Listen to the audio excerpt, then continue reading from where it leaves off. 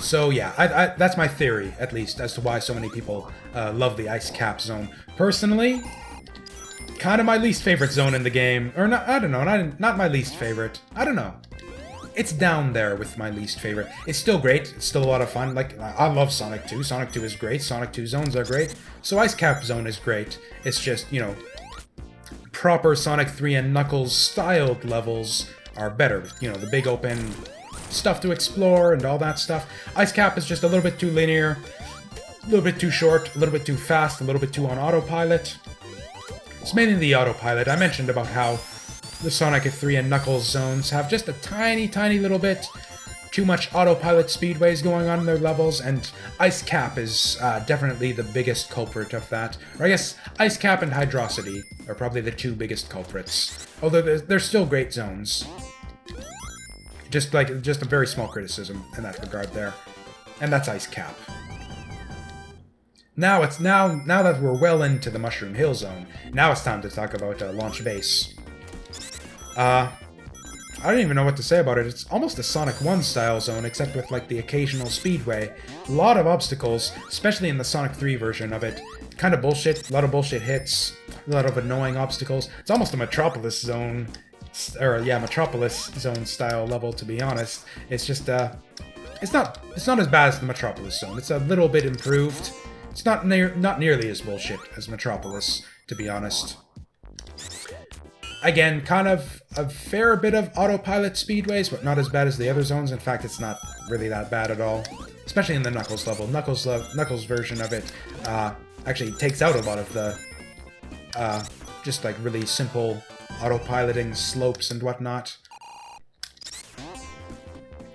Anyways, I think we're actually going on like a different path through this level than I did as Sonic. That is great. Not only do I get to show off the different, like, Knuckles-specific paths, but just the different paths through the game in general. This is something I want to show off here that I actually learned about this boss watching the aforementioned Brick Road stream of the Knuckles playthrough of this game. Normally, when I'm playing this guy, normally I have a fire shield against this guy, so I just kill this guy. Like, right now, this guy'd be dead on a normal playthrough. But on the Brick Road, watching Brick Road play this, he actually got through to the end of that cycle, and I actually got to see that his head gets lopped off when he gets to the last bit on the chopping block. I have never, ever, ever let this boss live to do that attack. And actually, I'm pretty sure that he doesn't actually do that thing where his head falls off as Sonic. I'm pretty sure I've let him go through his cycle as Sonic, and he didn't do that. So that is a Knuckles-specific attack there. Could be wrong about that, but I'm pretty reasonably confident about it, which is kind of funny. And yeah, I only learned that by watching, frankly, someone who's terrible at Sonic 3 and Knuckles fumble through a very easy boss fight. But that's what's really cool, and I'm not actually criticizing Brick Road. I really enjoy watching people who aren't sort of masters at my favorite games play my favorite games for that reason, because you learn things. You sort of get to see how people approach things, and they approach things differently from you, and you learn things about these games that you're familiar with that you wouldn't know otherwise, stuff that only an unskilled player can show you. And honestly, it kind of offers a critical perspective on things too. I kind of understand a bit better why some people don't like this game than I did before. So I really do enjoy watching unskilled players play my favorite games. It doesn't frustrate me in the slightest. It's really entertaining, and I learn a lot about my favorite games a lot of the time that way.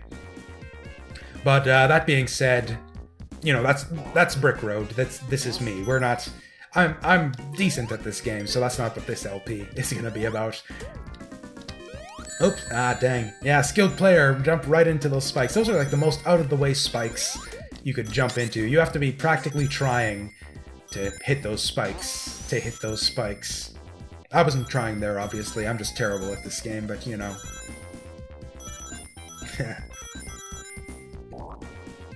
Yeah, from this point forward, as with the, previous little Sonic 3 Complete LCP series, I'm kind of out of stuff to talk about.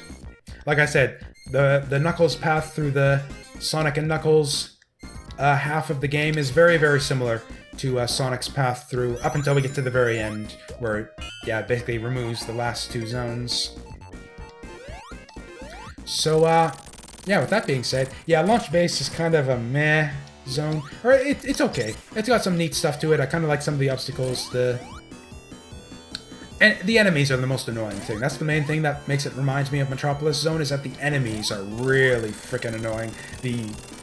Actually, the virtually invincible Orbinauts, the only way you can kill those things without taking damage is with Sonic. Or, you know what, this second half of the game will actually go much, much faster, now that I think of it. In fact, it's not even a half of the game. With Knuckles, we've got... Because, yeah, we got the early flying battery. I keep forgetting that. And honestly, I'm going to blame that early flying battery. That's the other reason why the early flying battery. In fact, the main... Now that I've actually... I think this is actually my first... Or it's, okay, it's obviously not my first time going for the Emeralds in Sonic 3 Complete. Although actually, now that I think of it, yeah, I think that's the first time I've done Sonic 3 Complete, the previous LP series with Sonic and Tails, that is. The first time I went through with the flying battery... With the prototype zone order, with the flying battery after Carnival Night. That's the first time I went through trying to get the Chaos Emeralds using that zone order. And, yeah, I strongly think now that, the release zone order with, you know, flying battery after Mushroom Hill is the way to go. It completely screws up your chances to get the emeralds. Like, if flying battery were in the second half of the game in that previous LP series, I would have had like 1 or 2 more chances to get that last emerald, but, you know, instead it's one less zone to get your difficult emeralds in the difficult half of the special stages, and one more stage worth of chances to get the easy emeralds on the easy half of the game. So it's like, what the hell? Yeah, the launch base on the second half, or not launch base, no, flying battery on the second half of the game just makes much, much more sense in so many ways, in my opinion. Nevertheless, though, I do love that the Sonic 3 Complete devs did give you that option, and it's a fun thing to play around with a little bit if you haven't seen it before. Anyways, we're up in the Sandopolis here, which is another... Yeah, like I said, pretty much all the zones from this point forward will be the same for Knuckles as they were for Sonic, with some slight tweaks. So yeah, kind of... I haven't really gotten into the story of this game at all. Basically... I'm not going to. Who gives a shit? But in terms of like the timeline, one thing that I find kind of... almost interesting is just basically the Knuckles playthrough of this game, like the Knuckles route, is set after the main game with Sonic and Tails. Like basically at this point in the story of Sonic and 3 and Knuckles, Sonic and Tails have sort of done their thing, beaten Robotnik, and moved on in their little airplane to wherever they're going next, off to Central City or whatever it's called, Station Square, to have their Sonic adventure on the Dreamcast. So Knuckles left behind, and apparently he gets harassed by an egg robo who's gonna mess around with the Master Emerald and cause his same problems all over again. So basically, Sonic and Tails have sort of done their whole thing already. Or actually, I'm gonna try a different way to beat this guy. I never do it this way, just because it's funnier to beat the boss this way. Although actually a bit trickier. It's a bit faster and a bit easier to just land the last hit on him. But if you just sit in the sand pit, he'll eventually kill himself. He will jump right in there after you to his death. Anyways, did I finish talking? I haven't. Oh yeah, we're in Sandopolis zone, so it's time to talk about Mushroom Hill. Mushroom Hill is a great zone. Like I said in the Sonic and Tails playthrough, it is probably one of my favorite like zone ones out of all the Sonic games. Just like it's got a... There's kind of a standard approach that your Sonic the Hedgehog Zone 1s go. There tend to be very basic zones, very minimal, like different obstacles and unique mechanisms and stuff. Like Angel Island had the swinging vines, and that's about it. Mushroom Hill has all kinds of stuff going on, all kinds of like just wacky mechanisms and obstacles, which is the kind of stuff that I like in Sonic games. So it's just a lot more kind of interesting to play through. Ah, damn it, killed my ghost buddies. I'm a bastard. Anyways. So it's just a more fun zone to play through. Like, honestly, like Angel Island, Emerald Hill, Green Hill, almost kind of indistinguishable. They're all kind of designed the same way. There's not that much to differentiate them in terms of like the way the kind of the approach to the level design and the way the zones are laid out. Mushroom Hill, very distinct. has a lot more flavor, a lot more character compared to those other Zone 1s in the other Sonic games, which is why I like it so much. Just, you know, the bouncy mushrooms, the little pulleys and stuff, and even the sticky vines. Honestly, the sticky vines are kind of bullshit. They're kind of a dumb obstacle that has no reason to exist. Ah, I killed my ghost buddy again. I was really adamant on, like, really showing off in this level and just getting through in the darkness the whole way, which you can do, and that was the whole reason I talked about the timeline. You start off with the ghosts right off the bat as Knuckles in this level. Right off the bat, you get... Jesus! You get darkness and the ghosts flying right at you because Sonic unleashed them already from the little robot capsule. I don't know, what the hell? How did Robotnik capture those ghosts in that robot capsule? That is just a goddamn mystery. And why aren't they roboticized if that's the case? How did he contain them?